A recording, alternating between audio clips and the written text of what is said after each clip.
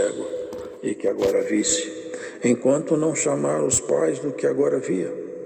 E perguntaram-lhes, dizendo: é este o vosso filho que vós dizeis ter nascido cego? Como, pois, vê agora?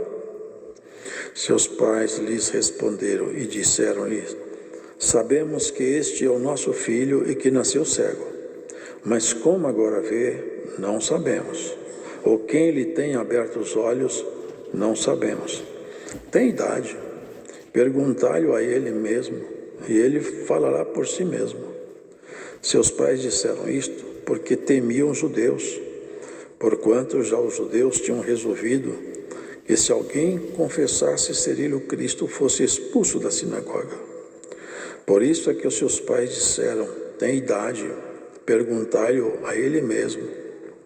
Chamaram, pois, pela segunda vez o homem que tinha sido cego e disseram-lhe: dá glória a Deus, nós sabemos que este homem é pecador. Respondeu ele, pois, e disse: se é pecador, não sei. Uma coisa sei, e é que, havendo eu sido cego, agora vejo. E tornaram a dizer-lhe: que te fez ele? Como te abriu os olhos? Respondeu-lhes: já vos disse, e não ouvistes. Para que o quereis tornar a ouvir? Quereis vós, porventura, fazer-vos também seus discípulos?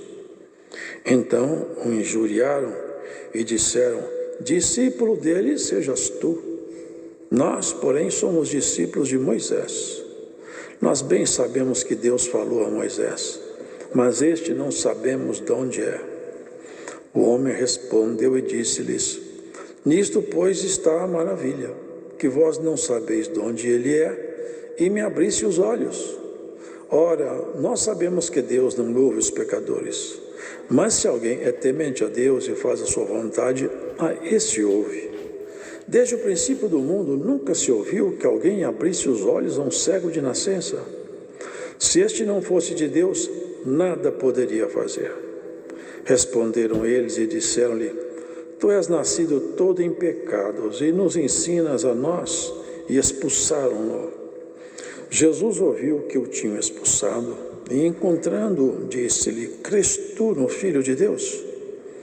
Ele respondeu e disse: quem é ele, Senhor, para que nele creia?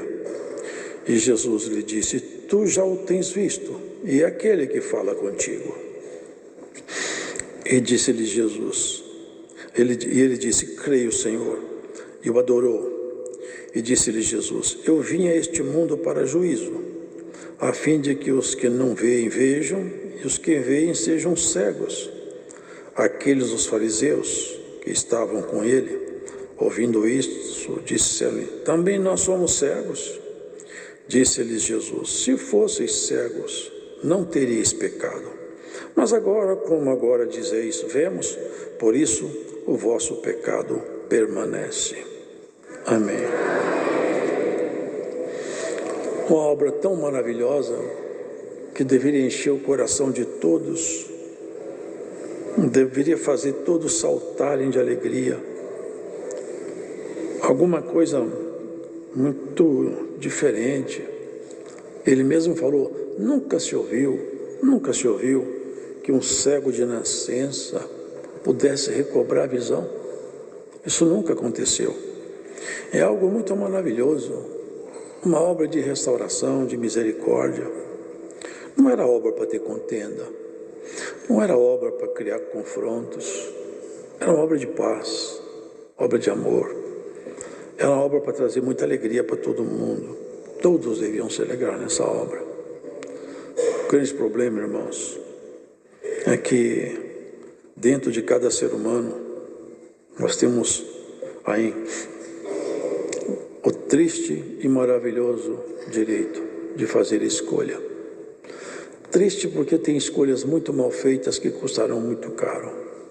Maravilhoso porque Deus nos deu o direito de não sermos cativos à revelia de nossa vontade dele, mas nos dá direito de fazer escolha. E a boa escolha é maravilhosa demais. É exatamente uma coisa que a gente tem que entender bem. Nós somos responsáveis pelas nossas escolhas.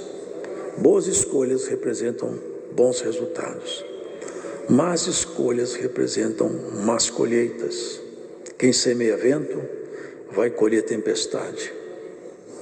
Por isso, queridos, nós vimos que a primeira visão deles, e Jesus foi atrás desse homem, Jesus passando viu um homem, não foi casual, não foi assim, Jesus por acaso viu um cego, pode ter certeza que não foi isso. Jesus foi encontrar com esse cego, só que não tinha falado com os seus discípulos, ele tinha um propósito, porque ele fala aqui na frente, esse homem nasceu cego para que se manifestasse nele a obra de Deus, vocês perceberam? Então tudo estava programado. Esse homem tinha nascido cego porque um dia Jesus ia encontrar com ele. E tem muitas coisas que parecem más na vida do ser humano, mas no fundo é o caminho que Jesus escolheu para te encontrar. Não é maravilhoso? Embora seja estranho. Esse homem, o caminho dele encontrar com Jesus foi a sua cegueira de nascença, porque não foi uma cegueira adquirida, foi inata. Esse é o grande problema, porque essa cegueira não tem cura. Aliás, os judeus estimam isso aí, não é? Uma observação que alguns sinais que o Messias deveria fazer. Um deles precisamente era esse aí, curar um cego de nascença. É uma coisa que ninguém nunca tinha visto.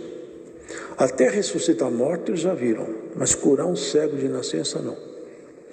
Outra coisa que eles nunca tinham visto também é alguém conseguir expulsar um demônio surdo, porque eles falavam com os espíritos, mas os demônios surdos não escutam. E tem uma deficiência em alguns espíritos, e a Bíblia narra isso, que esses espíritos não podem ouvir, a menos que quem fale seja o Senhor. Porque tinha um que era mudo e surdo, e o Senhor falou, sai dele.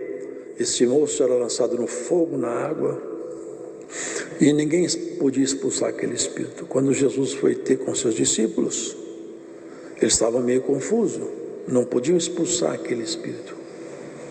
E o pai do menino, Jesus provocando, para todos saberem o que estava acontecendo. Desde quando acontece isso com ele?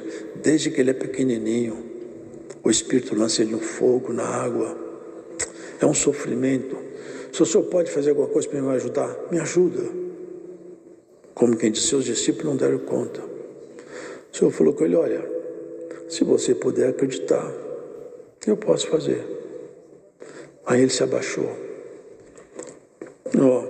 Perdoa a minha incredulidade, Senhor, me ajude. Foi quando o Senhor mandou então esse espírito ir embora. Vocês percebem que o sinal do Senhor Jesus era para todo mundo dar glória, mas não dá glória.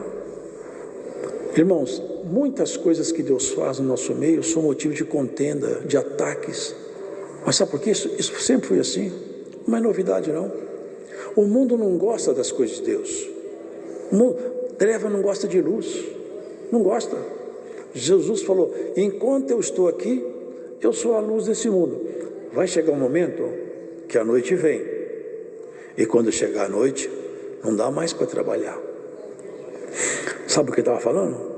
Eu estou perto de você, você pode tocar em mim, anda comigo, aonde eu estou, eu protejo vocês, mas vai chegar um tempo que eu vou sair daqui, vai ficar escuro isso aqui, vai ficar complicado isso aqui, mas bem-aventurado que a terra continua numa noite densa, mas ele voltou no Espírito Santo que iluminou o nosso coração. Ainda que a terra continue na escuridão, Deus tem iluminado cada crente por dentro, para não andar nessas trevas que estão em fora. Quem pecou? Porque certamente eles não estavam com dúvida que alguém tinha pecado, eles só queriam saber quem é que pecou. Eles não perguntaram para o Senhor, alguém pecou? Não, já estavam afirmando, quem pecou? Foi ele ou foram seus pais? O pecado do pai não pode ser computado no filho, o pecado do filho não pode ser computado no pai, porque pai não responde pelo pecado do filho, nem o filho responde pelo pecado do pai.